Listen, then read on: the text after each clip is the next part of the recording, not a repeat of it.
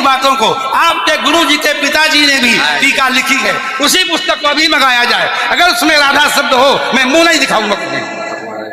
ऐसा हो ही नहीं सकता, अर्थ का अनर्थ। श्रीमन्नारायण श्रीमन्नारायण।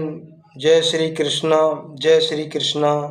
सभी भगत समाज को, भक्तों को, जिज्ञासु भाइयों, मुक्ति चाहने वाले प्रेमी सज्जनों को दास का प्रणाम। आप सबसे हाथ जोड़ के अनुरोध करता हूँ, अगर इस दास से कोई गलती होती है तो क्षमा करें। बाकी कोशिश यही होती है, जो भी इस सत्संग के माध्यम से आपके सामने जो भी शब्द आपको सुनाया या दिखाया जाएगा वो सत्य ज्ञान के दायरे के अंदर ही है, उससे बाहर नहीं। इस दास की कोई ताकत नहीं कि मन कल्पित कोई भी वाणी, कोई भी शब्द का उच्चारण आप सबके समक्ष कर सके। असत्य वाणी कहना, सुनाना और सुनना, इसका बहुत भारी दंड का प्रावधान है शास्त्रों में। सभी शास्त्र, हमारे शास्त्र जो है 4 वेद, 6 शास्त्र, 18 पुराण, 108 उपनिषद, अगर सत्य को नहीं समझा, केवल दुर्गति की तरफ ही हमारा संपूर्ण जीवन चला जाता है। हम सत्य भक्ति को नहीं समझते हैं। पढ़ लिख तो बहुत लिए, बुद्धिमान भी हो गए। इतने बुद्धिमान होकर हम ऐसे चतुर, चालाक, मन को मोहने वाले ऐसे झूठे गुरुओं की शरण में पत्थर की मूर्ति की तरह मूर्तवान बने बैठे रहते हैं और सुनते रहते हैं। कभी किसी भी सज्जन ने उठ के ये नहीं कहा, गुरुजी आपने क्या बोल दिया। ये बात हो रही है अनुराधाचार्य जी महाराज, उन्होंने कहा था गुरु तो ब्राह्मण ही होता है। स्वयं ये अपने आप को ब्राह्मण कहते हैं, इनको ब्राह्मण की परिभाषा ही नहीं मालूम। अगर मालूम होती तो ऐसा बोलते ही नहीं। अब आगे खुलासा होगा, श्रीमद् भगवत गीता से होगा, जो संपूर्ण ग्रंथों का मूल श्रीमद् भगवत गीता।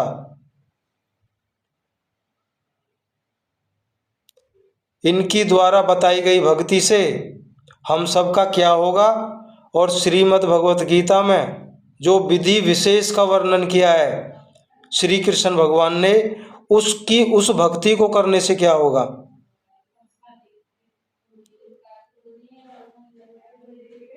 जो इस तरह के वंचक झूठे गुरु हैं, वो अपने आप को चालाक नहीं समझें, बहुत बड़े चतुर नहीं समझें। वो निर्गुण निराकार, उससे बड़ा चतुर नहीं है कोई भी। वो हमारी और आपकी चतुराई को बर्दाश्त नहीं करेगा, उससे बड़ा चतुर नहीं है कोई।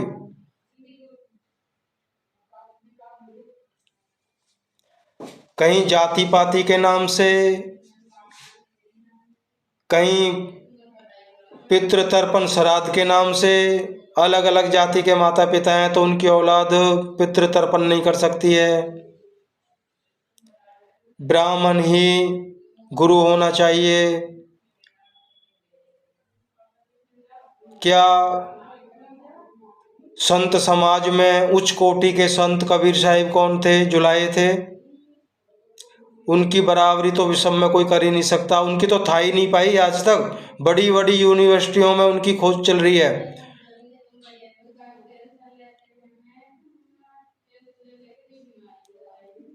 फिर भी उनका पार नहीं पाया किसी ने।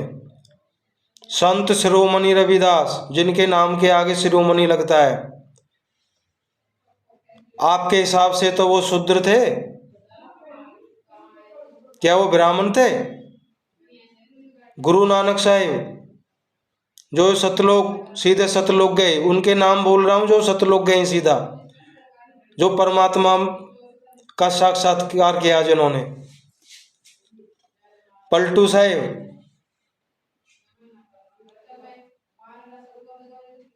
आप कहते हैं कि ब्राह्मण ही गुरु होना चाहिए, ठीक है। ब्राह्मण कौन होता है?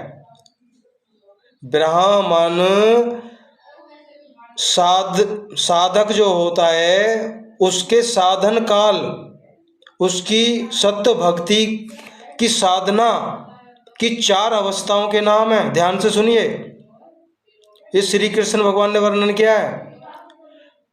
पहला होता है शूद्र। वो कौन सा साधक होता है? जो अभी अभी गुरु की शरण में आया है, गुरु से ज्ञान को समझा और सत्य मार्ग में चल पड़ा, वो है शूद्र। क्यों?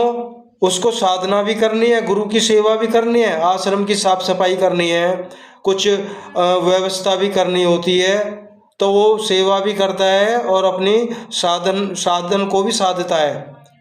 अपनी 5 ज्ञानेंद्रियां, कर्मेंद्रियां, 1 मन, 11, इनको जब साधता चलता है वो, तो वो शुद्र होता है।